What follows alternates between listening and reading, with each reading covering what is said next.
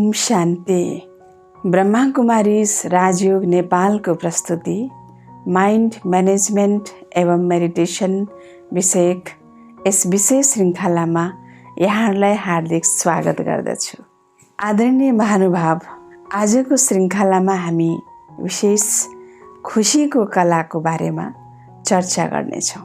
यस सृष्टिमा मानिस केही समयका लागि आउँछ र आफ्नो जीवन यात्रा पूरा गरेपछि उसलाई पुनः वापस फर्किनु पर्दछ। त्यसैले मानिसको यो यात्रा खुसीले भरपूर हुनु पर्दछ। तर आज मानिसको जीवन यात्रा उसैको लागि एउटा बोझ बनिसकेको छ। ऊ आफ्नो जीवनसँग पूर्ण रूपले सन्तुष्ट छैन, खुसी छैन। राति सुत्छ पनि चिन्ताको साथ र बिहान उठ्छ पनि त्यही चिन्ता लिएर। आज मानिससँग कुनै चिजको कमी छैन। साधन, सम्पत्ति, सम्बन्ध, सम्पर्क, सम्मान आदि सबै छन्। तर यी सबै हुनुका बावजुद उसको निन्द्रा खोसिएको छ। हामी आफैसँग एउटा प्रश्न गरौँ कि आखिर म बाँच्न किन चाहन्छु?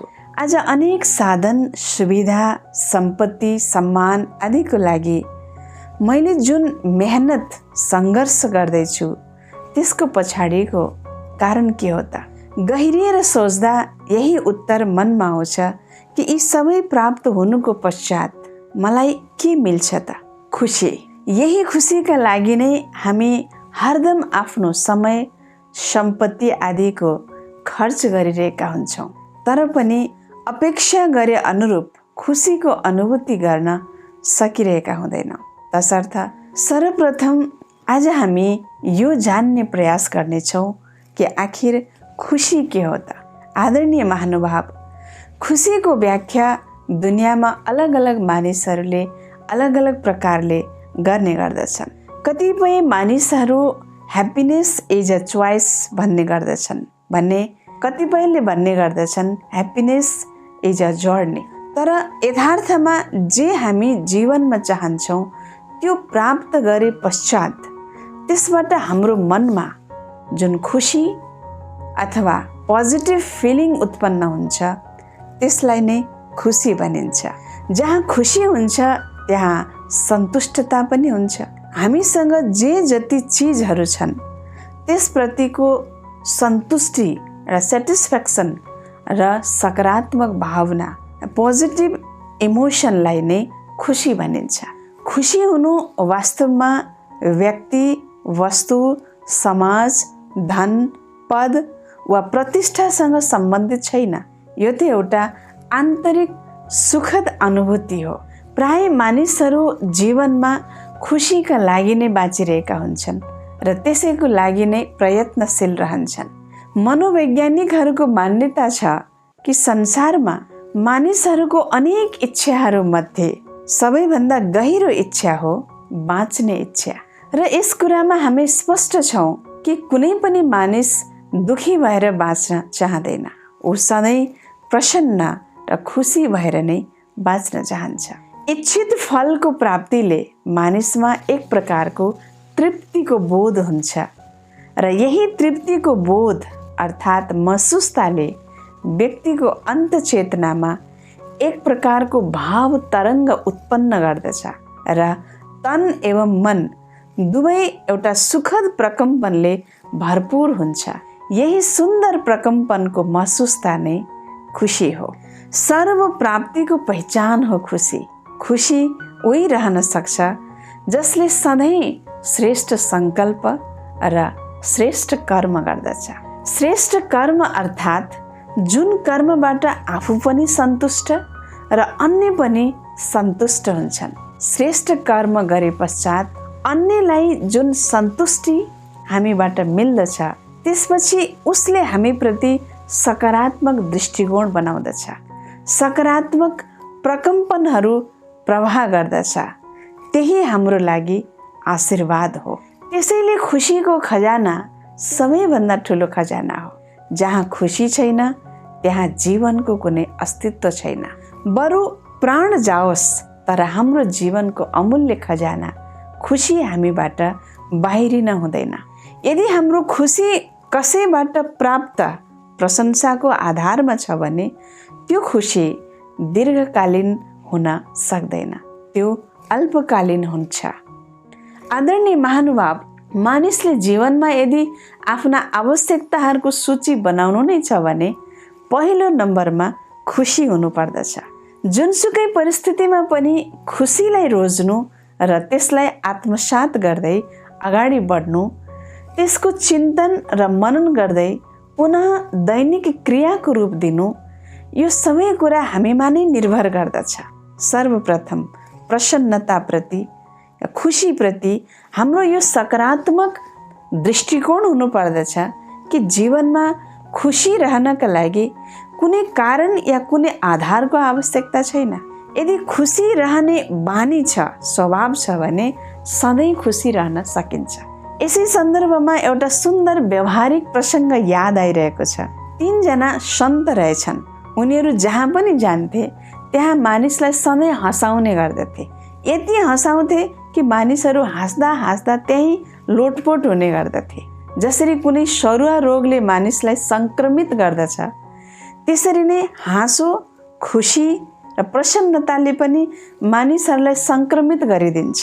ती सन्तहरू मानिसहरूको जमातमा गएर जोड जोडले हाँस्ने गर्दथे र देख्ने मानिसहरू पनि आश्चर्य मानेर स्वाभाविक रूपले उनीहरू हाँसेको देखेर त्यसै हाँस्न थाल्दथे। उनीहरू हाँस्न कतिखेर सुरु गरे भन्ने कुरा स्वयं उनीहरूलाई पनि थाहा हुँदैनथ्यो। जब हाँस्नेहरूको भिड जम्मा हुन्थ्यो तब ती सन्त पुनः चुप हुने गर्दथे। जब अरूको हाँसो रोकिन्थ्यो तब सन्तहरूले मानिसहरूलाई सोध्ने गर्दथे कि तपाईँहरू सबै किन हाँस्नु भएको। मानिसहरूसँग यस प्रश्नको कुनै उत्तर हुँदैनथ्यो। तब ती सन्तले भन्दथे कि जीवनमा बिना कारण पनि मानिस प्रसन्न, खुसी रहन सक्दछ, किनकि प्रसन्नता मानव आत्माको आन्तरिक एवं नैसर्गिक स्वभाव हो। कुनै विद्वानको भनाइ छ, खुसी परम स्वास्थ्यवर्धक छ। शरीर र मन दुवैका लागि खुसी मित्र समान हो भने यसको विपरीत शत्रु हो, महारोग हो चिन्ता र उदासी। खुसीको प्रकम्पनको प्रभाव शरीरका विभिन्न ग्रन्थीहरूमाथि पर्दछ र त्यसको प्रभाव पुनः शरीरका अन्य प्रणालीहरूमा पनि पर्दछ। शरीरलाई स्वस्थ राख्नको लागि जसरी हर्मोन्सको आवश्यकता हुन्छ, त्यो केवल खुसीको प्रकम्पनबाट नै सम्भव हुन्छ र शरीरका विभिन्न प्रणालीमा सकारात्मक प्रकम्पनहरूको प्रभावका लागि खुसी नै एकमात्र सशक्त माध्यम हो, जसका लागि आवश्यकता छ सहज राजयोगको निरन्तर अभ्यास, निरन्तर साधना अर्थात् ईश्वरीय स्मृति। आदरणीय महानुभाव, वर्तमान समयमा चारैतिर दुःखको अन्धकारले ढाकेको छ। जहाँ यति अन्धकार छ त्यहाँ सोच्ने आवश्यकता यो छ कि कसरी मानवको जीवनमा प्रसन्नताको प्रकाश फैलाउने त। यो महान कार्य त उसैले गर्न सक्दछ जो स्वयं सदा प्रसन्नताले, खुसीले भरपूर र सुसज्जित छ। खुसीले सम्पन्न प्रसन्न व्यक्तिको व्यक्तित्वको अगाडि त धन, वैभव, सौन्दर्य र योग्यता पनि सबैको चमक फिका हुन जान्छ। निराशा र शोक सन्तप्त मानिसको मनमा आशाको किरण हो खुसी। खुसी प्रसन्नताले सम्पन्न हृदयबाट निस्कने सुमधुर वाणीले त व्यक्तिको मनरूपी सुक्खा मरुभूमिमा एउटा श्रावणको रिमझिम वर्षाको काम गरिरहेको हुन्छ। के हामी यस्तो जीवन बनाउन चाहँदैनौँ र? अवश्य चाहन्छौँ। यसका लागि जो मानिस सधैँ निन्दा, परचिन्तन र अर्काको अस्तित्वहीन आलोचनामा व्यस्त रहन्छन्, त्यस्ताको सङ्गतबाट सधैँ बच्नुपर्ने हुन्छ। साथै त्यस्ता विचारलाई आफ्नो मनबाट तुरुन्त हटाउनु पर्दछ जुन विचार हाम्रो खुसीमा बाधक बन्दछन्। अशुभ विचार र अनावश्यक व्यर्थ विचारहरूले प्रसन्न व्यक्तिको व्यक्तित्वलाई धमिलो बनाइदिन्छन्। तसर्थ बिना कारण, बिना मेहनत हाम्रो व्यक्तित्वबाट, हाम्रो चेहरा र चलनबाट खुसी प्रस्फुटित भइरहन्छ।